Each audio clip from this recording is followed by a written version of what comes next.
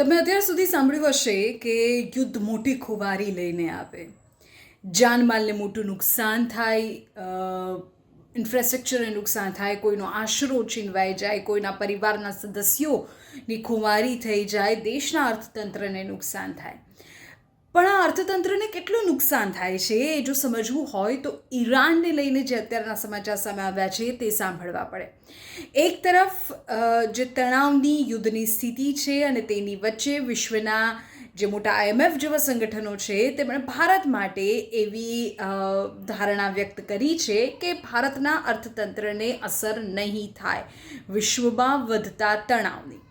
પણ બીજી તરફ જ્યાં આ યુદ્ધની સ્થિતિ છે તે ઈરાનને લઈને સમાચાર એવા આવ્યા છે કે તેના GDPમાં 20% ઘટાડો થશે.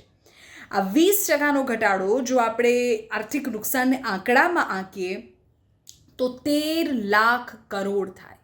13 લાખ કરોડનું આર્થિક નુકસાન અત્યારે થયું છે અને તેના કારણે GDPમાં લગભગ 20% જેટલો ઘટાડો થવાની શક્યતા છે. એટલું જ નહીં, ક્રૂડ તેલની નિકાસ જે અટકી ગઈ છે, વિશ્વભરમાં તેલનું જે સંકટ પેદા થયું છે, એ તમામની વચ્ચે ઈરાનને 3300 કરોડનું ક્રૂડ તેલની નિકાસ અટકવાને કારણે નુકસાન થયું છે.